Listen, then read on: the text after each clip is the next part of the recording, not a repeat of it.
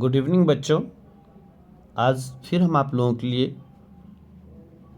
लेके आए हैं कक्षा 10 के इकाई पहला।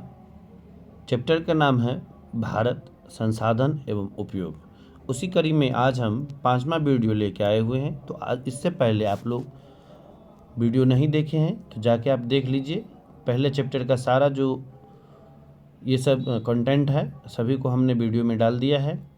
अब जो है आज आप लोगों के लिए हम वन एवं वन प्राणी के अंतर्गत रेड डाटा बुक के बारे में देखेंगे और भी इम्पोर्टेंट चीज़ों को देखेंगे। तो हम लोग जो है कक्षा 10 के भूगोल का जो है एक तरफ से वीडियो बनाते आ रहे हैं। तो अभी तक जो है 4 वीडियो बन चुका है। ये जो वीडियो होगा ये 5वीं वीडियो है। तो आज की वीडियो में हम लोग देखेंगे रेड डाटा बुक के बारे में और साथ ही उद्यान के बारे में। तो रेड डाटा बुक क्या है इसके बारे में हम लोग देखते हैं।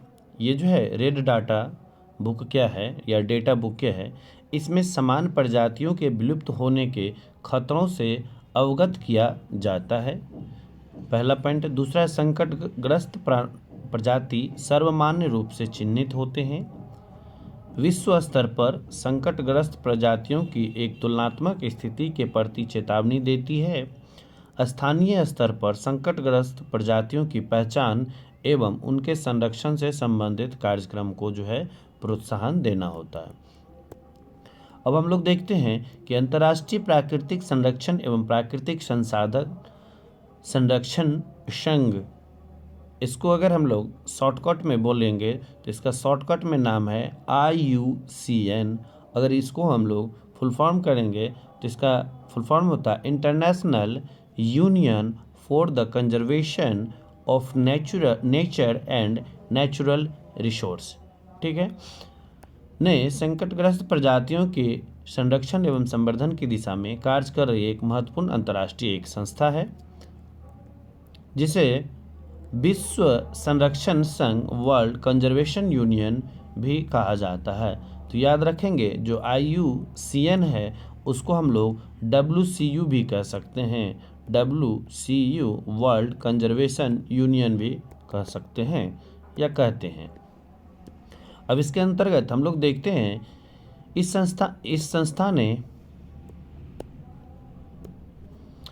संस्था ने विभिन्न प्रकार के पौधे और प्राणियों के जातियों को चिन्हित कर निम्नलिखित श्रेणियों के में विभाजित किया।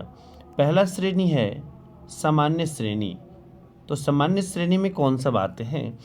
ये वे जातियां हैं जिनकी संख्या जीवित रहने के लिए सामान्य मानी जाती है, जैसे पशु, साल, चीर व कृंतक रेटोन्स। ठीक है, यानी कि सामान्य जातियाँ ये वे जातियाँ हैं जिनकी संख्या जीवित रहने के लिए सामान्य मानी जाती है, जैसे पशु, साल, चीर या कृंतक। उसके बाद है दूसरा है संकटग्रस्त जातियाँ। ये वे जातियाँ हैं जिनके लुप्त होने का खतरा है, जिन विषम परिस्थितियों के कारण इनकी संख्या कम हुई है। यदि वे जारी रहती है तो इन जातियों का जीवित रहना कठिन है, जैसे काला हिरन, मगरमच्छ, भारतीय जंगली गधा, गेंडा, पूंछ वाला बंदर, संघाई यानी मणिपुरी हिरन इत्यादि इस प्रकार की जातियों के उदाहरण हैं। तो यानी कि संकटग्रस्त जातियां वे जातियां हैं जिनके लुप्त होने का अब जो है खतरा मंडरा रहा है। अब जैसे कि काला हिरन, मगरमच्छ, भारतीय जंगली गधा, गेंडा, पूंछ वाला बंदर, इस सब को संकटग्रस्त प्रजाति में या जाति में रखा गया है।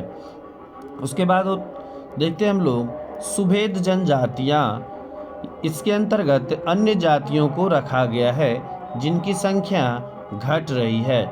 ये वैसी जातियाँ हैं जिन पर ध्यान नहीं दिया गया तो यह संकटग्रस्त जातियों की श्रेणी में आ जा सकते हैं। यानी कि एक ऐसी जनजाति जिसका अगर हम लोग ध्यान नहीं रखेंगे तो संकटग्रस्त की श्रेणी में आ जाएगी, उसे हम लोग सुभेद जाति कहते हैं। जैसे नीली भेड़, एशियाई हाथी, गांव की डॉल्फिन इत्यादि इस प्रकार की जाति उदाहरण है। अब हम लोग देखेंगे दुर्लभ जातियां। तो दुर्लभ जातियों में क्या आएगी? इन जातियों की संख्या बहुत कम एवं सुबोध है। सुबोध का मतलब अभी हम आपको बताए थे, जो अगर हम ध्यान नहीं देंगे तो वह एक संकटग्रस्त जाति के रूप में आ जाएगी।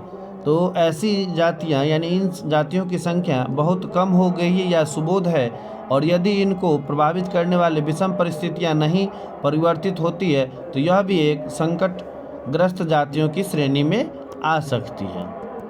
अब है हम लोग स्थानिक जनजाति देखते हैं।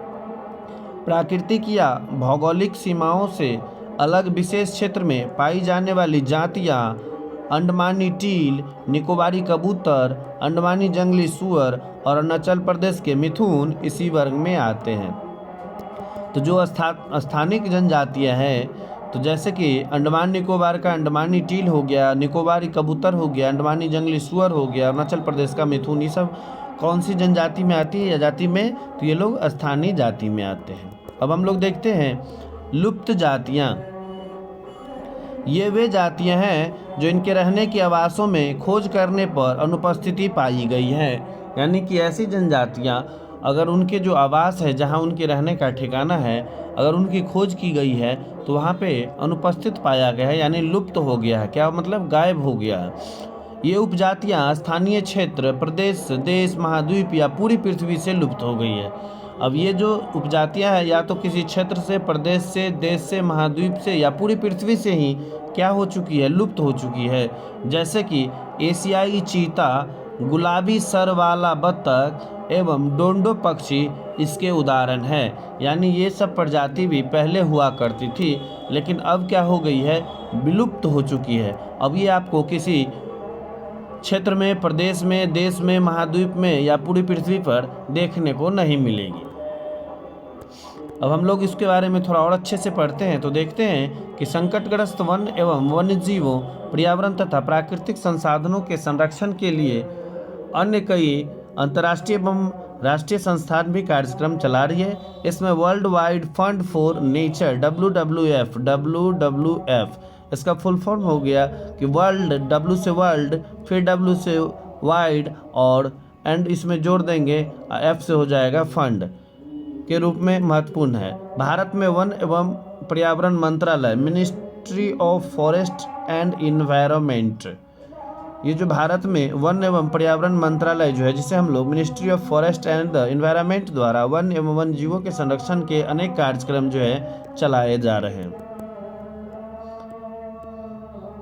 इसमें से एक चीज देखते हैं कि संकटग्रस्त प्रजाति को बचाने के लिए कृत्रिम आवास संरक्षण का विकास किया जाता है। अब जो भी प्रजातियां हैं जो विलुप्त होते जा रही हैं, उससे कृत्रिम को या उससे प्राणी को या जाति को बचाने के लिए एक कृत्रिम आवासीय संरक्षण का विकास किया जाता है, जिसे हम XC2 भी कहते हैं। उसे हम लोग क्या कहते हैं? XC2 के प्रयास से जिन प्रजातियों का विलुप्त होने का खतरा है उन्हें क्या किया जाता है? संग्रहित किया जाता है। ठीक है। हम लोग देखते हैं कि वन्य प्राणियों के संरक्षण के लिए संरक्षित क्षेत्र में राष्ट्रीय उद्यान, विहार, अभयारण्य या जैव मंडल सम्मिलित है। अब जो है कि वन्य प्राणियों के संरक्षण के लिए किस प्रकार का क्षेत्र जो है, तो एक हो गया राष्ट्रीय उद्यान, दूसरा हो गया विहार या अभयारण्य और तीसरा हो गया जैव मंडल। अब हम लोग देखते हैं तीनों में क्या अंतर है कि राष्ट्रीय उद्यान क्या होता है, विहार या अभयारण्य क्या होता है और जैव मंडल क्या होता है। तीनों को हम लोग अलग अलग देखेंगे। राष्ट्रीय उद्यान का क्या मतलब हुआ, जिसे हम लोग नेशनल पार्क कहते हैं। बहुत बार हम लोग कहते हैं कि चलिए नेशनल पार्क घूमने चलते हैं। तो नेशनल पार्क किसे कहते हैं? ऐसे पार्कों का उद्देश्य, ध्यान में रखना है, उद्देश्य वन्य प्राणियों के प्राकृतिक आवास में वृद्धि एवं प्रजनन की परिस्थिति को तैयार करना है। वन्य प्राणियों के किस प्रकार के आवास? प्राकृतिक आवास में वृद्धि एवं प्रजनन की परिस्थितियों को तैयार करना है। इस उद्यान में बाहरी हस्तक्षेप करना वर्जित है। तो राष्ट्रीय उद्यान क्या हो गया कि जैसे जो स्थिति है उसी स्थिति में क्या करना है, इसको आपको प्रजनन परिस्थितियों को तैयार करना है, आवासीय प्राकृतिक आवास में वृद्धि करना है, उसमें आपको छेड़खानी कुछ भी नहीं करना है। तो ऐसे पार्कों का उद्देश्य वन प्राणियों के प्राकृतिक आवास में वृद्धि एवं प्रजनन की परिस्थितियों को तैयार करना है। इस उद्यान में बाहरी हस्तक्षेप वर्जित होता है, जैसे कृषि कार्य नहीं करना है, वन उत्पादकों को एकत्र नहीं करना है, पशुचारण नहीं करना है, निर्माण कार्य, ये सब कार्य आपको राष्ट्रीय उद्यान के अंतर्गत नहीं करना है। हमारे देश में राष्ट्रीय उद्यान की संख्या 85 है। बहुत ही वीवीआई क्वेश्चन है कि हमारे देश में राष्ट्रीय उद्यान की संख्या कितना है, 85 है। प्रमुख राष्ट्रीय उद्यान एवं अभयारण्य की तालिका यहाँ पे 2 में दर्शाया गया, हम लोग देखते हैं। उसके बाद हम लोग आते हैं कि विहार क्षेत्र या अभयारण्य क्या होता है। तो एक ऐसा सुरक्षित क्षेत्र जहाँ वन्य जीव सुरक्षित ढंग से रहते हैं। यह निजी संपत्ति भी हो सकती है। इस क्षेत्र में कृषि भी होगा, वन उत्पाद भी होगा और मछली पकड़ने के लिए थोड़ी मात्रा में क्या दी जाएगी, छूट दी जाएगी। पहला है राष्ट्रीय उद्यान, जिसमें आपको किसी भी प्रकार की हस्तक्षेप को नहीं करने दिया जाएगा, जिसे राष्ट्रीय उद्यान कहेंगे, ठीक है। लेकिन विहार क्षेत्र या अभयारण्य जिसमें कृषि भी हो सकता है, वन उत्पाद भी हो सकता है, मछली पकड़ने का एक सीमित मात्रा में आपको क्या मिलेगी, छूट मिलेगी। इस चीज़ों को आप लोग भली भांति समझ लेंगे। वन्य जीवों के स्वाभाविक जैविक क्रियाएं जैसे घोंसला बनाना, जोड़ा बनाना, अंडे या बच्चे सेवन करना आदि पर बाधा पहुंचने पर मालिकानी अधिकार की सीमित प्रक्रिया किया जा सकता है। भारत में इसकी संख्या 448 है। तो जैसा कि अभी हम आपको बताए थे कि राष्ट्रीय उद्यान भारत में कितने थे, तो राष्ट्रीय उद्यान भारत में 85 है राष्ट्रीय उद्यान, और विहार कितना है, 448 है, ठीक है। बात हम बिहार में बेगूसराय के कांवड़ झील और दरभंगा का कुशेश्वर इसके लिए चिन्हित किया गया है। यानी बिहार में जो 2 विहार या अभयारण्य क्षेत्र है, तो बेगूसराय का एक कांवड़ झील है और दूसरा दरभंगा का कुशेश्वर स्थान है। उसके बाद हम लोग देखते हैं जैव मंडल, बायोस्फीयर रिजर्व। यह वह क्षेत्र है जहां प्राथमिकता के आधार पर जैव विविधता के संरक्षण के कार्यक्रम चलाए जाते हैं। इन क्षेत्रों में जैव विविधता के आनुवांशिक विविधता के रूप में संरक्षित कार्यक्रम चलाए गए हैं। विश्व के 65 देश में करीब 243 सुरक्षित जैव मंडल क्षेत्र हैं। भारत में इसकी संख्या 14 है। तो एक बार हम लोग फिर से इसको देखेंगे, जैव मंडल क्या है। एक ऐसा क्षेत्र जहां प्राथमिकता के आधार पर जैव विविधता के संरक्षण के कार्यक्रम जो है चलाए जाते हैं। इन क्षेत्रों में जैव विविधता के आनुवांशिक विविधता के रूप में संरक्षित कार्यक्रम जो है चलाया जाता है। विश्व के करीब 65 देशों में 243 जैव सुरक्षित क्षेत्र है। इसकी संख्या भारत में 14 है। तो यानी जो राष्ट्रीय उद्यान है वो आपको 85 देखने को मिलेगा और अभयारण्य जो है आपको 445 और साथ ही जैव मंडल जो है वो आपको भारत में 14 देखने को मिलेगा। तो इसको जो है आप लोग याद कर लीजिएगा, एकदम वीवीआई है। चलिए अब हम लोग देखते हैं कि भारत में राज्य अनुसार प्रमुख राष्ट्रीय उद्यान अभयारण्य कौन कौन से हैं। भारत में राज्य अनुसार प्रमुख राष्ट्रीय अभयारण्य कौन कौन से हैं, जैसे आप मध्य प्रदेश में देखते हैं कि बांधवगढ़ राष्ट्रीय उद्यान, ये कहाँ है, आपको उमरिया में है। फासिल राष्ट्रीय उद्यान मांडला, कान्हा राष्ट्रीय उद्यान मांडला एवं बालाघाट, माधव राष्ट्रीय उद्यान शिवपुरी, पन्ना राष्ट्रीय उद्यान पेंच राष्ट्रीय उद्यान, सतपुरा राष्ट्रीय उद्यान, संजय डुबरी राष्ट्रीय उद्यान। तो जो मध्य प्रदेश के जो सभी राष्ट्रीय उद्यान व अभ्यारण्य है बहुत ही इम्पोर्टेंट है, क्योंकि बहुत बार आपको बांधवगढ़, कान्हा किसली, पन्ना, पेंच, सतपुरा, ये सब जो उद्यान है इसको सभी कंपटीशन एग्जाम में बार बार रिपीटेड क्वेश्चन में पूछा जाएगा। तो मध्य प्रदेश के जो भी अभ्यारण्य है उन्हें जरूर याद कर लीजिएगा। बात करेंगे हम लोग कर्नाटक का, तो कर्नाटक का गांधी सागर अभ्यारण्य, बांदीपुर राष्ट्रीय अभ्यारण्य, भद्रा राष्ट्रीय अभ्यारण्य, डंडेली अभ्यारण्य व शरावती वन्यजीव अभ्यारण्य। तो इसमें सबसे इम्पोर्टेंट जो है वो आपको बांदीपुर व गांधी सागर अभ्यारण्य, जो कि सभी कंपटीशन में बार बार आपको देखने को मिलेगा। उसके बाद राजस्थान के रणथंभौर राष्ट्रीय उद्यान, घाना पक्षी विहार, दरोत अभ्यारण्य, सरिस्का वन्यजीव अभ्यारण्य और डेजर्ट्स अभ्यारण्य, जिसमें से आपको रणथंभौर और घाना पक्षी विहार हमेशा याद रहना चाहिए। बहुत ही इम्पोर्टेंट है रणथंभौर व घाना पक्षी विहार।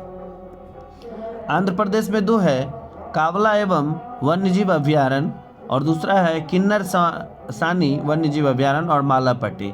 तो आपको कावला वन्यजीव अभ्यारण्य बहुत इम्पोर्टेंट है, याद रखना क्यों अभी हम बताते हैं आपको। और केरल का हम लोग देखते हैं तो परम्बकुलम वन्यजीव अभ्यारण्य, पेरियार और विनाइडर। तो केरल का आप जो है पेरियार जरूर याद रखिएगा, आंध्र प्रदेश का कांबला जरूर याद रखना है, इसलिए क्योंकि कांबला और मध्य प्रदेश का कान्हा ये जो कौन नाम से है बहुत बार आपको कंफ्यूज करेंगे। उत्तराखंड में उत्तराखंड का जो है Corbett Jim, Corbett national park और नंदा देवी नेशनल पार्क आपको हमेशा याद में रखना चाहिए। उत्तर प्रदेश का दुधवा और चंद्रप्रभा ये आपको बहुत ही इम्पोर्टेंट है। असम का हम लोग देखते हैं, असम का बहुत ही इम्पोर्टेंट मानस काजीरंगा, ये दो जो है बहुत इम्पोर्टेंट है। काजीरंगा राष्ट्रीय उद्यान एवं मानस राष्ट्रीय उद्यान ये आपको हमेशा याद रखना है। उसके बाद झारखंड का आपको पलामू वन्यजीव अभ्यारण्य जरूर याद रखना है। बाद बाकी आपको हजारीबाग, पलामू और डालमा ये जो है उसके नाम पे ही आपको झारखंड के जगह के नाम पे ही है, तो ये जो है बहुत आसान हो जाता है याद करना। उसके बाद तमिलनाडु में जो है मृदुमलाई और अन्नामलाई, ये दो चीज़ें आप जरूर याद रखिएगा, मृदुमलाई वन्यजीव अभ्यारण्य और अन्नामलाई वन्यजीव अभ्यारण्य। उसके बाद चलते हैं महाराष्ट्र में, तो महाराष्ट्र का जो है आपको बोरीवली राष्ट्रीय उद्यान, बहुत बार नाम सुने होंगे, और टोडोबा डाकना अभ्यारण्य, ये सब महाराष्ट्र का है। गुजरात का गिर राष्ट्रीय उद्यान, यहाँ गिरी लिखा हुआ है, बहुत बार पूछते हैं एग्जाम में कि गिर राष्ट्रीय उद्यान कहाँ पे है, तो गिर गुजरात में गिर गए थे इसलिए इसका नाम गिरी हो गया था। बात करेंगे हिमाचल प्रदेश का, तो रोहिला और शिकारी देवी वन्यजीव अभ्यारण्य, जो कि आपको शिकारी देवी वन्यजीव अभ्यारण्य हमेशा याद में रखना है।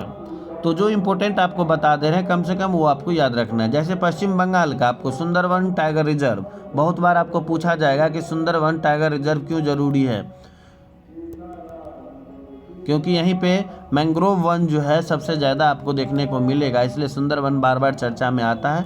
इसलिए पश्चिम बंगाल में जो है सुंदरवन टाइगर रिजर्व जरूर याद रखिएगा। उसके बाद हम लोग आते हैं अरुणाचल प्रदेश में, तो अरुणाचल प्रदेश का एक तो नाम पे ही है अरुणाचल प्रदेश वन्यजीव अभ्यारण्य और दूसरा है जंधफा वन्यजीव अभ्यारण्य, तो इसको देख लीजिएगा। और बात करेंगे उड़ीसा का, तो सिम्पीपाल और चिल्का झील अभ्यारण्य बहुत इम्पोर्टेंट भी है, और बहुत बार आपको चिल्का झील के बारे में नाम सुने होंगे, तो यही है चिल्का अभ्यारण्य, और एक है सिम्पीपाल राष्ट्रीय उद्यान। उसके बाद हम लोग देखते हैं कि छत्तीसगढ़ में कौन इम्पोर्टेंट है, तो छत्तीसगढ़ में जो है आपको इंद्रावती, उसके बाद उदयंती, ये दो अभ्यारण्य जो है जरूर याद कर लीजिएगा, क्योंकि उदयंती जो है रायपुर और राजस्थान के जयपुर, ये दोनों बहुत बार कंफ्यूज कर जाते हैं बच्चा। अगर आपको रायपुर याद है, उदयंती अभ्यारण्य रायपुर, और आप जयपुर उस समय में याद आ जाइएगा, तो आप छत्तीसगढ़ के जगह आप राजस्थान मार के आंसर आ जाइएगा। इसलिए आप इसको उदयंती अभ्यारण्य जरूर याद कर लीजिएगा। और एक है इंद्रावती राष्ट्रीय उद्यान बस्तर, ये आपको छत्तीसगढ़ में मिलेगा। जम्मू कश्मीर का दिनगौ राष्ट्रीय उद्यान, सिक्किम का कंचनजंगा जो कि बहुत इंपॉर्टेंट है, वो तो आपको याद रह ही जाएगा। उसके बाद है मिजोरम का डम्फा और नागालैंड का इंटेंगी। ये सब कुछ अभ्यारण्य है, तो अभ्यारण्य याद कर लीजिएगा। उद्यान को उद्यान की तरह याद कर लीजिएगा कि कहाँ पे उद्यान है, कहाँ पे अभ्यारण्य है। चलिए अब यहाँ पे देखिए सीरियल वाइज नंबर से दिया हुआ है, जो कि अब जब तक आप याद नहीं करिएगा तो आपको मालूम ही नहीं चलेगा कि कौन सा राज्य गुजरात किधर है, राजस्थान किधर है, महाराष्ट्र किधर है। तो ये आपको लिस्ट जो है कोई काम का नहीं आएगा। ठीक है, चलिए अब हम लोग देखते हैं कि इसमें क्या कह रहे हैं कि भारत सरकार के पर्यावरण एवं वन मंत्रालय के वार्षिक रिपोर्ट 2004-05 के अनुसार राष्ट्रीय उद्यान बिहार अभ्यारण्यों एवं जैव मंडलों की सूची तालिका 2 में प्रमुख राष्ट्रीय उद्यानों, विहारों एवं जैव मंडलों को दर्शाया गया है। प्रजनन केंद्र, प्रतिकूल परिस्थितियों में जीवों के प्रजनन दर में कमी आती है। ऐसी कई प्रजातियां हैं जिनकी प्रजनन दर कम होने के कारण संकटग्रस्त सूची में शामिल हो चुकी है। इसलिए जीवों के प्रजनन केंद्र की सुविधा विकसित होनी चाहिए। हमारे देश में मध्य प्रदेश में पर्यावरण परिवर्तन के कारण घड़ियालों की संख्या में जो है अब काफ़ी कमी हो चुकी है। इसलिए इसके संरक्षण के लिए मुरैना मध्य प्रदेश में घड़ियाल प्रजनन केंद्र स्थापित किया गया है। तो अब एक सवाल है कि मध्य प्रदेश में कौन सा प्रजनन केंद्र स्थापित किया गया या घड़ियाल प्रजनन केंद्र कहाँ स्थापित किया गया है? तो याद रखना है मुरैना मध्य प्रदेश में। ठीक है, इसी प्रकार उड़ीसा के नंदनकानन में उजले बाघ का प्रजनन केंद्र भी स्थापित किया गया है। तो कहने का मतलब है कि बहुत सारे परिस्थितियों के कारण जो है बहुत सारे जीव का जो है प्रजनन दर जो है संकटग्रस्त सूची में आ गया है। तो इसी को बढ़ावा देने के लिए घड़ियाल प्रजनन केंद्र जो है मुरैना मध्य प्रदेश और उड़ीसा के नंदनकानन में उजले बाघ का प्रजनन केंद्र को क्या किया गया? स्थापित किया गया। अब जो है शिकार पे रोक। अब देखिए वन प्राणियों को अगर हरास से बचाना है, कमी से बचाना है, तो सबसे पहले हमको शिकार से क्या करना है? शिकार पे रोक लगाना है। जैसे कि आपको स्थानीय लोगों की जागरूक होने, जैसे कि स्वयं सेवी एवं संस्थाओं को आगे भी लाया जा सकता है और स्थानीय जनता में जागरूकता लाने की भी जरूरत है। बिहार के दरभंगा जिला का कुशेश्वर अभ्यारण्य पक्षी विहार क्षेत्र एक अच्छा उदाहरण है, जहां प्रवासी पक्षियों के शिकार एवं व्यापार पर रोकथाम के लिए स्थानीय लोगों के नागरिकों के सहयोग से जन जागरण के कार्यक्रम चलाए गए। जिला प्रशासन के सहयोग से स्थानीय यूनेस्को क्लब द्वारा पक्षियों के शिकार पर प्रतिबंध लगाया गया, जिसके अच्छे परिणाम भी प्राप्त हुए। जिला प्रशासन द्वारा इसके लिए एक वॉच टावर का निर्माण कराया गया है। तो कहने का मतलब है कि अगर वन प्राणियों को हरास को अगर हमको रोकना है तो सबसे पहले हम शिकार को रोकेंगे, और शिकार रोकने के लिए सबसे पहले क्या होगा कि स्थानीय लोगों का सहयोग होना बहुत ज़रूरी है। वन प्राणियों के हरास के लिए क्या करना है कि हमको सबसे पहले शिकार रोकना है, और शिकार कब रोकेगा? जब स्थानीय लोगों का उसमें सहयोग होगा। अब हम लोग देखते हैं कि जैव अपहरण की समस्या, बायोपैरेसी प्रॉब्लम क्या है। यह एक आधुनिक अनुवांशिक इंजीनियरिंग एवं जैव तकनीक का प्रतिकूल आउटपुट है। यह केवल वन प्राणियों के लिए गंभीर समस्या नहीं है, वरन संपूर्ण मानव समाज के लिए भी एक बड़ी समस्या। जैव अपहरण क्या है? यहाँ पे इम्पोर्टेंस दिया हुआ है कि प्रकृति जनित, जो प्रकृति के द्वारा जन्म है, प्राकृतिक जनित तथा करोड़ों वर्षों के विकास की क्रिया में स्थापित अनुवांशिक गुणों में अगर हेराफेरी होता है तो उसे ही हम जैव अपहरण, बायोपैरेसी कहते हैं। चलिए ठीक है,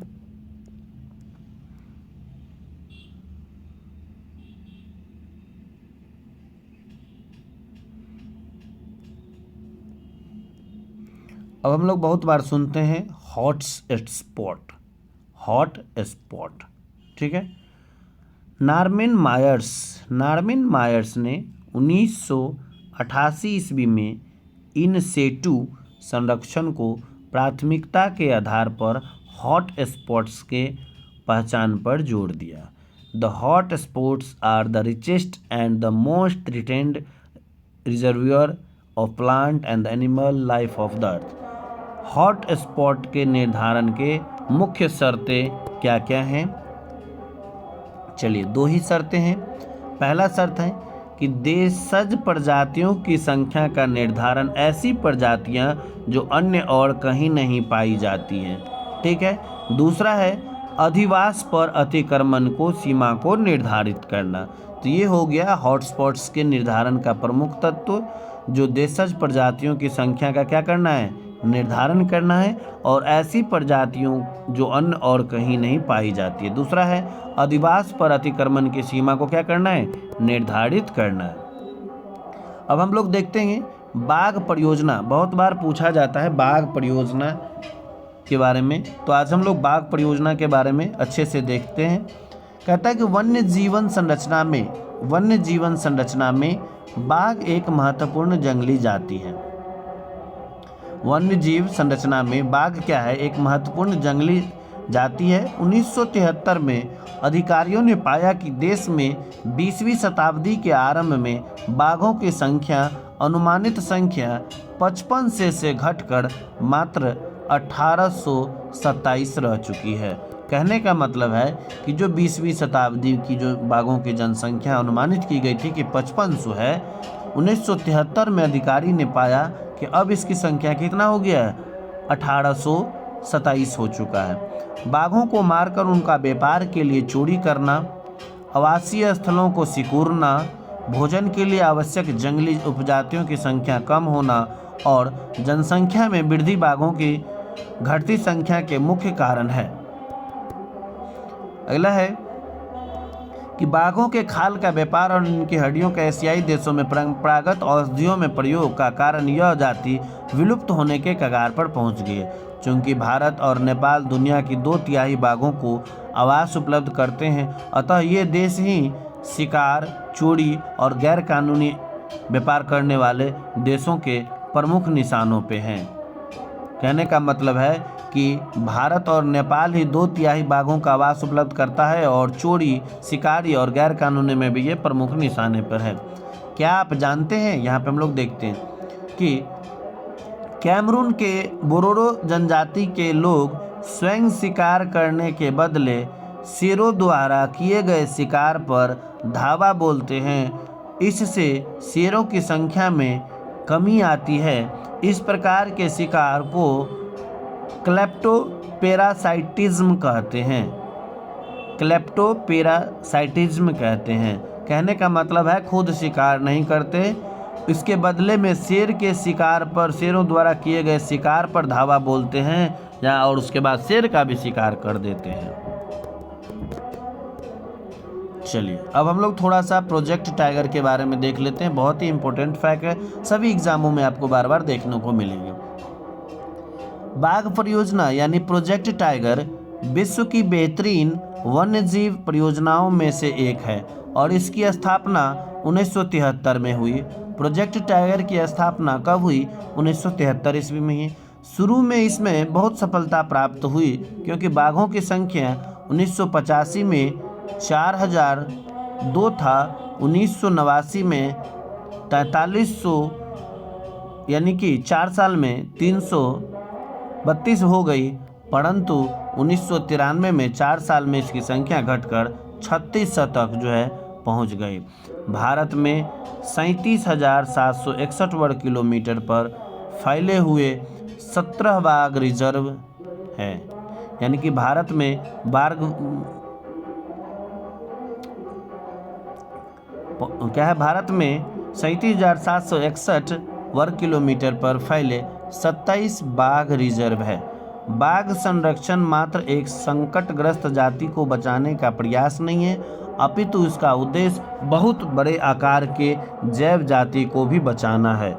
उत्तरांचल में कार्बेट राष्ट्रीय उद्यान, पश्चिम बंगाल में सुंदरवन, मध्य प्रदेश में बांधवगढ़ राष्ट्रीय उद्यान, राजस्थान में सरिस्का वन्यजीव पशु विहार, असम में मानस बाघ रिजर्व और केरल में पेरियार बाघ रिजर्व भारत में बाघ संरक्षण परियोजना के उदाहरण हैं।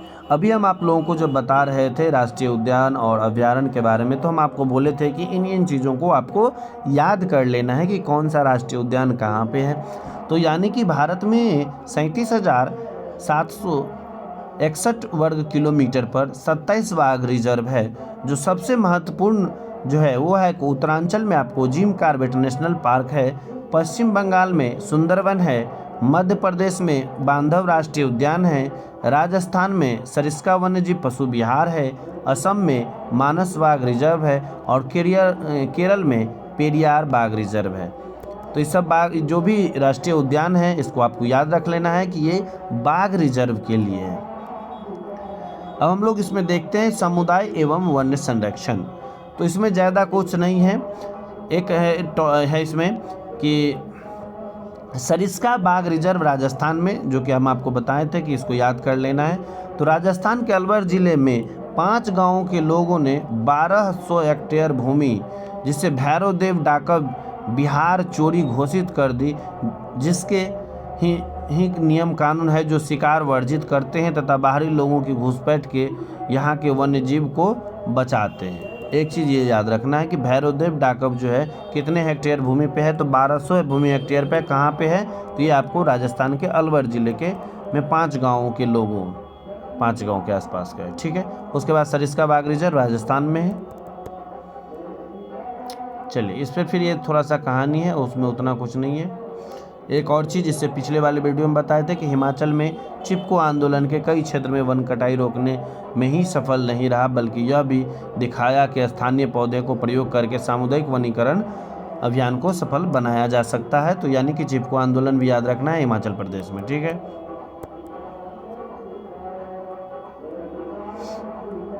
चलिए अब हम लोग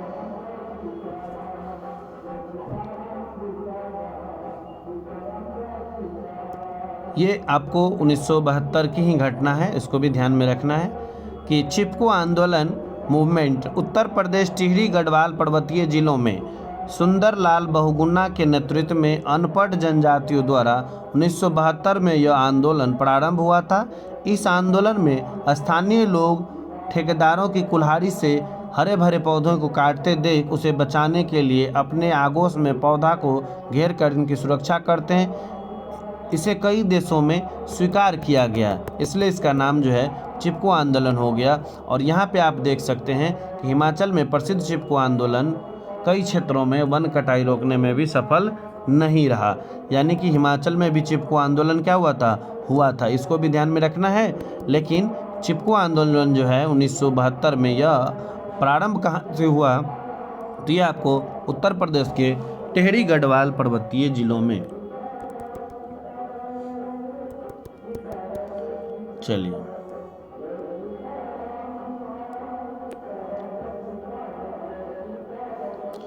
एक और चीज़ देखते हैं कि भारत में जैन एवं बौद्ध धर्म के अनुयायी अहिंसा प्रेमी होते हैं। ये धर्म अहिंसा परमो धर्म पर आधारित है। जैन समुदाय के बीच सूक्ष्म जीव की हत्या वर्जित है, अतः वन्य एवं वन्य प्राणियों के संरक्षण में इसका भी काफ़ी योगदान था। और महात्मा बुद्ध ने 487 ईस्वी पूर्व में कहा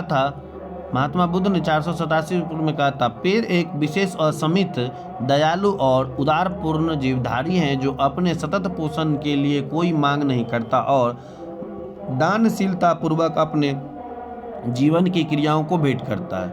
यह सभी की रक्षा करता है और स्वयं पर कुल्हाड़ी चलाने वाले पर भी छाया प्रदान करता है। किसने कहा था?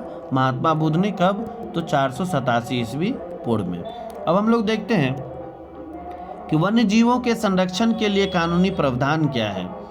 वन्य जीवों के संरक्षण के लिए कानूनी प्रावधान, legal provision for conservation of wild life. वन्य जीवों के संरक्षण के लिए बनाए गए नियमों तथा कानूनी प्रावधानों को 2 वर्गों में बांट सकते हैं। पहला जो वर्ग है वो है आपको अंतर्राष्ट्रीय नियम, इंटरनेशनल लॉ। दूसरा है राष्ट्रीय लॉ। कहते हैं कि वन्य जीवों के संरक्षण 2 या 2 से अधिक राष्ट्रों समूहों के द्वारा अंतर्राष्ट्रीय समझौते के अंतर्गत नियम तथा कानूनी प्रावधान बनाए गए। प्राकृतिक संसाधनों के संरक्षण पर 1968 में अफ्रीकी कन्वेंशन, अंतर्राष्ट्रीय महत्व के वेटलैंड्स का कन्वेंशन और 1971 तथा विश्व प्राकृतिक एवं सांस्कृतिक धरोहर एवं रक्षा अधिनियम 1972 के अंतर्गत बनाए गए। तो कहने का मतलब है कि अंतर्राष्ट्रीय लॉ में हम वन्य जीवों के संरक्षण के लिए 2 या अधिक राष्ट्र समूहों के द्वारा नियम तथा कानूनी प्रावधान जो है बनाया गया है। अगला है राष्ट्रीय कानून राष्ट्रीय कानून वर्ष 1952 में भारतीय वन्यजीव board, Indian wild life board के गठन के बाद वन्य जीवों के संरक्षण के प्रति सरकार का गंभीर रुख हुआ। प्रांतीय स्तर पर भी वन्यजीव बोर्ड का गठन किया गया। संविधान के धारा 21 के अंतर्गत अनुच्छेद 47, 48 और 51 AG वन्य जीवों तथा प्राकृतिक संसाधनों के संरक्षण के नियम है। तो बहुत बार पूछा जाता है कि धारा 21 के अंतर्गत जो अनुच्छेद 47, 48 व 51 है वह कौन चीज़ से संबंधित है, तो ये वन्य जीव एवं प्राकृतिक संसाधनों के संरक्षण से संबंधित है। चलिए अब हम लोग यहाँ पे कुछ फैक्ट देखते हैं। वन्य जीव सुरक्षा एक्ट 1972, नियमावली 1973 एवं संशोधित एक्ट 1991 के अंतर्गत पक्षियों तथा जानवरों के शिकार पर प्रतिबंध लग गया। सबसे पहले वन्यजीव सुरक्षा एक्ट कब बना? 72 में। नियमावली कब बना? 73 में। और संशोधित एक्ट कब हुआ? 1991 में। चलिए उसके बाद फिर से कुछ चीज़ें बनी। वनों के संरक्षण के लिए बनाए गए वन संरक्षण एक्ट 1980 एवं नियमावली 1981 के भी कानून प्रावधान बड़े प्रभावशाली है। जैव विविधता अधिनियम 2002 के अंतर्गत जैव विविधता के संरक्षण के लिए स्थानीय, प्रखंड, जिला और राज्य स्तर पर कमेटियां गठित करने का प्रावधान किया गया है। चलिए अब हम लोग देखते हैं वन्यजीव एवं जैव विविधता की उपयोगिता। कहते प्राकृतिक अधिवासी वातावरण में विकसित होने वाले पौधे और जंतुओं को वन्यजीव कहते हैं। वन्यजीव कहेंगे किसे? तो प्राकृतिक अधिवासी वातावरण में विकसित होने वाले पौधों और जंतुओं को वन्यजीव यानी वाइल्ड लाइफ कहते हैं। इस प्रकार पादप यानी फ्लोरा और जंतु फौना वन्यजीव के दो भाग हैं और ये जैव मंडल के अभिन्न अंग है। तो कहा जाता है, आपसे क्वेश्चन पूछा जाएगा वन्यजीव के कौन कौन से दो भाग है? तो एक है पादप जगत जिसे फ्लोरा कहते हैं, दूसरा हो गया जंतु जगत जिसे फौना कहते हैं, और ये जैव मंडल के एक अभिन्न अंग है। यह हमारी धरा पर अमूल्य धरोहर है। वन्यजीव सदियों से हमारे सांस्कृतिक एवं आर्थिक क्षेत्र में महत्वपूर्ण भूमिका निभाते हैं। इनमें हमें भोजन, वस्त्र के रेशे, खालें, आवास आदि सामग्री एवं वन्य उत्पादन होते हैं। इनकी चहक और महक हमारे जीवन में स्फूर्ति प्रदान करते हैं। पारिस्थितिक के लिए श्रृंगार के समान है। भारत में इन्हें सदैव आदर भाव एवं पूज्य समझा गया। मनुष्यों के लिए प्रेरणा का स्रोत, सैलानियों के लिए आकर्षण का विषय रहा है। चलिए अब हम लोग देखते हैं कि वन्यजीव के जो दो जगत हुए, एक पादप फ्लोरा और दूसरा फौना। पादप के बारे में हम लोग पढ़ते हैं। पादप क्या है? तो हमारे देश की जलवायु विषम है, मतलब अलग अलग है। वस्तुतः संसार में जितने भी प्रकार की जलवायु है वह सभी जलवायु यहाँ मिलती है। यही कारण है कि हमारे देश में अनेक प्रकार की वनस्पतियाँ पाई जाती है और इन्हें मोटे तौर पर 8 वनस्पति क्षेत्र यानी बॉटनिकल रीजन में बांट सकते हैं। तो यानी कि पादप जगत जो है फ्लोरा को आप 8 भागों में बांट के पढ़ सकते हैं। तो पहला भाग हो गया आपको पश्चिमी हिमालय वनस्पति क्षेत्र। यह अधिक ऊंचे यानी 4,750 मीटर अल्पाइन वनों का विस्तार है जो कि कश्मीर से कुमायूं तक फैली हुई है। दूसरा हो गया आपको पूर्वी हिमालय वनस्पति क्षेत्र। ठीक है, अगर आप लोग जो है ये सब देख रहे हैं तो आप लोग इसको रोक के भी पढ़ सकते हैं। हम सिर्फ इसको जो जितने प्रकार है उसको बता दे रहे हैं, जो इम्पोर्टेंट लगेगा उसको भी हम बता देंगे क्योंकि वीडियो बहुत लंबा हो जाता है और आप लोग पूरा वीडियो देखते नहीं हैं। तो उसके बाद जो है असम वनस्पति क्षेत्र। चौथा है सिंधु मैदान वनस्पति क्षेत्र। पांचवा है गंगा की मैदानिक वनस्पति क्षेत्र। छठा है दक्षिण का पठारी वनस्पति क्षेत्र। सातवां है मालाबार वनस्पति क्षेत्र और आठवां है अंडमान वनस्पति क्षेत्र। चलिए कल भी हम आप लोगों को बताए थे कि भारतीय वनस्पतिक सर्वेक्षण botanical survey of India BSI के अनुसार यहाँ पे 47,000 पेड़ पौधों की प्रजातियाँ हैं, जिसमें 15,000 प्रजाति वाहनी वनस्पति यानी वैस्कुलर प्लांट के अंतर्गत आते हैं। इसमें 35% प्रजाति जो है देसी इंडेमिक है जो विश्व में और कहीं नहीं पाई जाती है। चलिए अब हम लोग जंतु के बारे में देखते हैं। जंतु जगत, भारतीय प्राणी सर्वेक्षण Kolkata, zoological survey of India ZSI, एक था BSI botanical survey of India, और ये है जूलॉजिकल सर्वे ऑफ इंडिया के सर्वेक्षण के अनुसार हमारे यहाँ 89,451 जीव जंतुओं की प्रजातियां पाई जाती है, जिनको निम्नलिखित वर्गों में रखा गया है। तो आप लोग इसको देख लीजिए। जैसे हम एक बार बोल देते हैं, उदायजीव प्रोटिस्टा 2577, ऑर्थोपोडा 68,389, मोलस्का 5,000, अन्य अरसेकुड्ग 8,300, प्रोटोकार्डेटा 119, मछलियाँ 2,546, उभयचर 209, श्रीसर्प 456, पक्षी 1,232 और स्तनपायी 390 प्रजातियां हैं जो आपको जंतु जगत में आपको देखने को मिलेगा। अब इसके बारे में नीचे देखते हैं। इनमें से कुछ जो है विलुप्त होने के कगार पे हैं। इसके संरक्षण के लिए सरकार ने कई कदम उठाए हैं।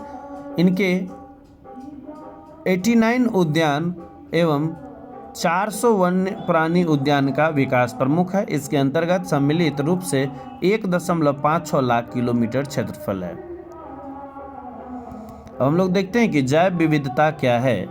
जैव विविधता की उपयोगिता के ज्ञान के पूर्व आप यह जान लें कि जैव विविधता क्या है। हम आपको इसके बारे में अभी बताएंगे कि आपने पटना का संजय गांधी जैविक उद्यान का भ्रमण किया होगा। वहाँ एक ओर धन्वंतरी पार्क में छोटे छोटे विभिन्न प्रकार के औषधि पौधे देखा होगा, तो दूसरी ओर बड़े बड़े विभिन्न प्रकार के वृक्ष। इसी वनों में उछलते कूदते बंदरों का आवास, तो कहीं सिंह, गेंडा और मगर को देखकर आनंदित हुए होंगे। छोटी बड़ी सुंदर पक्षियों की चहचहाट सुनकर भाव विभोर हुए होंगे, तो कहीं रेंगने वाले जीव सांप दिखाई दिया होगा। वास्तव में स्थानीय स्तर पर यह जैविक उद्यान जैव विविधता का ही प्रतिनिधित्व करता है। यह भूमंडल जो हम सबों का आवास है, सूक्ष्म जीवों और बैक्टीरियाओं से लेकर वट वृक्ष, हाथी, ब्लू व्हेल तक करोड़ों जीवधारी का अधिवास है। सही अर्थों में यह पृथ्वी जैव विविधता का भंडार है। कहने का मतलब हो गया कि जैव विविधता का मतलब हो गया एक ऐसा क्षेत्र जहां सभी प्राणी जीवित रह सकते हैं या रह सकते हैं, इसीलिए इसका जैव विविधता रखा गया है। आप इसमें जैसे कि आप देखते हैं कि आपको छोटे छोटे पेड़ भी दिखेगा। आपको धन्वंतरी पार्क में छोटे छोटे पेड़ दिख रहा है, दूसरी तरफ आपको बड़े प्रकार के पेड़ मिल गया, बंदर का आवास मिल गया, सिंह, गेंडा, मगरमच्छ, छोटी छोटी सुंदर पक्षी, मछली, आपको जहाँ पे सारे चीज़ देखने को, सांप, सारे चीज़ देखने को मिल जाए, समझ लीजिए वहाँ पे क्या है, जैव विविधता है, बायोडाइवर्सिटी है। कहता है कि विगत 250 वर्षों में जीव वैज्ञानिक जीवों एवं पादपों की पहचान एवं नामों का पता लगाने का प्रयास करें। हमारे वैज्ञानिक ने तो कई हजार वर्ष पूर्व में ही जंतुओं एवं पेड़ पौधे पर शोध करके इसकी सूची तैयार कर नाम एवं प्रजातियों की खोज की थी। प्रथम शताब्दी में आयुर्वेद के जनक चरक, देखिए ये भी एक बहुत इंपॉर्टेंट क्वेश्चन है। आयुर्वेद के जनक चरक बहुत बार पूछे जाते हैं कि आयुर्वेद के जनक कौन है। चरक ने किसमें, चरक संहिता में 200 प्रकार के पशुओं और 340 प्रकार के पौधों का उल्लेख किया था। तो कहने का मतलब है कि हमारे जो भी वैज्ञानिक थे वो पहले से ही जो है बहुत सारे जंतुओं और पेड़ पौधों का क्या किया था, सूची तैयार कर लिया था, जिसमें प्रथम थे आयुर्वेद के जनक चरक, और चरक संहिता में उन्होंने 200 प्रकार के पशुओं और 350 प्रकार के पौधे का क्या किया था, उल्लेख किया था। 18वीं शताब्दी में स्वीडन के वैज्ञानिक थे कैरोल लिन्नाइस ने लगभग 5,900 प्रकार के पौधे तथा 4,200 प्रकार के पशुओं की पहचान की थी। अब तक 17 लाख प्रजातियों का नामांकन किया जा चुका। इनमें 10 लाख से अधिक पशु हैं, 7 लाख पौधे की प्रजातियां हैं। एक अनुमान के अनुसार विश्व में 50 लाख से अधिक क्या है, प्रजातियां हैं, जिसमें से आपको कैरोलेस लिन्नाइस ने 5,900 और 4,200 पौधों का किया था, जिसमें अभी तक 17 लाख प्रजातियों का नामांकन क्या हुआ, हो चुका है। चलिए क्या आप जानते हैं? हम लोग इसको देखते हैं और साथ ही इसके साथ जो है इस वीडियो को ख़त्म करेंगे। विश्व की 1 लाख कीट पतंगों की जातियों में से 60,000 जातियां भारत में हैं। यानी पूरे विश्व में 1 लाख कीट की पतंग की जो है क्या है जातियां हैं, जिसमें 60,000 जाति भारत में हैं। 4100 मछलियों की प्रजाति में 1693 प्रजाति जो है आपको भारत में है। विश्व में 9,000 पक्षियों की जातियों में से 1200 प्रजाति भारत में पाई जाती है। इस सबको लिख लेना। इसी प्रकार 4,000 स्तनपायी जीवों का 10% भारत में है, तो यानी 400 भारत में है। पादप बहुल देशों में भारत का स्थान जो है 10वां स्थान है। भारत एक महत्वपूर्ण वेवोलिनियन सेंटर ऑफ डाइवर्सिटी है, जहां 167 महत्वपूर्ण कृषि पादप प्रजातियां हैं। चावल, गन्ना, जूट, आम, नींबू, केला, बाजरा, ज्वार, परवल का उद्भव भारत में हुआ था। तो देखिए आपको इन 4, 5, 6 ऑप्शन दे दिया जाएगा, पूछा जाएगा कि इनमें से भारत का उद्भव मतलब भारत में किसका उद्भव हुआ है। तो चावल, गन्ना, जूट, आम, नींबू, केला, बाजरा, ज्वार, ये सब जो फसल है इसका उद्भव कहाँ हुआ है? भारत में हुआ है। चलिए आगे चलते हैं। अब हम लोग देखते हैं जैव विविधता के संदर्भ में क्या आप जानते हैं? तो हमें भूमंडल पर अधिवास करने वाले प्रजातियों का सही अभी तक पता नहीं है। एक अनुमान के अनुसार प्रजातियों की संख्या 400 मिलियन तक पहुंच सकती है। विश्व में सबसे अधिक जातियां कीड़ों, मकोड़ों और अति सूक्ष्म परजीवियों की हैं, जिन्हें हम खुली आंखों से नहीं देख सकते हैं। ठीक है। उसके बाद हम लोग देखते हैं कि क्या आप जानते हैं कि कम से कम 136 फसल प्रजातियां और 320 वन संबंधी प्रजातियां मूलतः भारतीय हैं, यानी जहाँ पूरा का पूरा वो भारतीय है। हमारे यहाँ बड़ी संख्या में घरेलू प्रजातियां हैं। इसकी सबसे अधिक अच्छी उदाहरण चावल है, जिसकी 50,000 से 60,000 किस्में भारत में पाई जाती हैं। अब आप लोग देख सकते हैं कि इसमें क्या चीज़ दिया हुआ है जो हमारे समझ से भी बाहर है। कह रहा है कि हमारे यहाँ बड़ी संख्या में घरेलू प्रजातियाँ हैं। इसकी सबसे अच्छी उदाहरण जो है वो है चावल। इसकी 50,000 से 60,000 किस्में भारत में पाई जाती हैं। अब पता नहीं ये सही है कि गलत है, आप लोग गूगल से चेक करिएगा। अगर आप लोगों को सही लगे तो ज़रूर जो है कमेंट में कमेंट कीजिएगा। यूनेस्को के सहयोग से भारत में 14 जैव मंडल आरक्षित क्षेत्र की स्थापना की गई है, जो हम निम्न तालिका में देखेंगे। ये जो आपको 14 को जो आपको दिखेगा, ये आपको यूनेस्को द्वारा जो है स्थापित किया गया है जैव मंडल। जैसे नीलगिरी, नंदा देवी, नॉर्नेक, मानस, सुंदरबन, मन्नार की खाड़ी, ग्रेट निकोबार,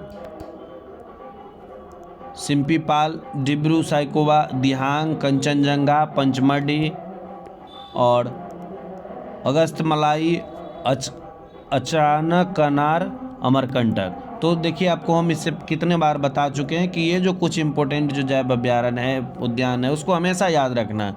जैसे नीलगिरी, नंदा पर्वत, मानस, सुंदरबन, मन्नार की खाड़ी, ये सब, ग्रेट निकोबार, ये सब जो है कहाँ है, सिम्पीपाल, ये सब चीज़ें आपको हमेशा याद रखना है। देखिए जैसे ये भारत का नक्शा हो गया, इसमें आपको दिख रहा होगा कि कौन सा जानवर कहाँ मतलब किसका संरक्षण है। तो ये आपको ऐसे उतना अभी नहीं जानने की ज़रूरत है, जो इम्पोर्टेंट होगा। चलिए इसमें हम लोग देखते हैं क्या आप जानते हैं मैं क्या कर रहा है। आयुर्वेद एवं यूनानी दवाइयाँ पादप, जंतु एवं खनिजों से तैयार की जाती है। जो आयुर्वेद और यूनानी दवाइयाँ हैं वो आपको पादप, जंतु एवं खनिजों से तैयार की जाती है। आयुर्वेद के जनक चरक ने हजारों वर्ष पूर्व पादप, जंतु एवं खनिज का उपयोग रोग उपचार में किया था। आयुर्वेद भारतीय इलाज पद्धति है और विश्व के प्राचीन पद्धतियों में से एक है। चलिए ठीक है।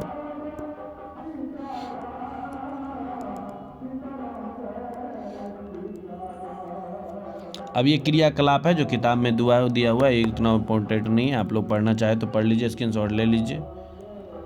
चलिए अब ये जो सारे क्वेश्चन जो है आप लोगों को करके कमेंट बॉक्स में करना है, नहीं तो जैसे ही पूरी चैप्टर ख़त्म हो जाएगी हम पूरा का पूरा एक ही वीडियो में सारे क्वेश्चनों का आंसर लेके आ जाएंगे।